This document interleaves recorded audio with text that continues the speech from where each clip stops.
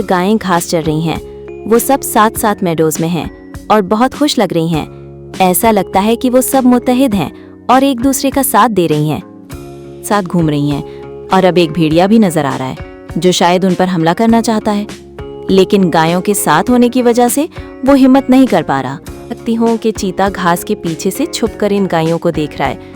वो मौका की तलाश में है कि वो गायें अलग अलग हों और वो उन पर हमला कर सके। घास से निकलकर उन गायों की तरफ बढ़ रहा है हमला करने के लिए, लेकिन गायें साथ होने की वजह से उसे मुकाबला करने के लिए तैयार लगती हैं। फिर से अलग अलग घूम रही हैं और आपस में लड़ रही हैं। इनके दरमियान गलतफहमियां पैदा हो गई हैं, जिसकी वजह से वो साथ नहीं है।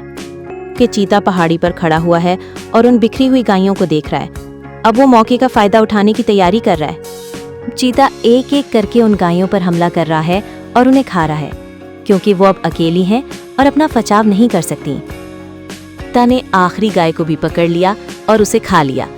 इस तरह इस कहानी का सबक ये है कि जब हम मुत्तहिद रहते हैं तो हम मजबूत होते हैं।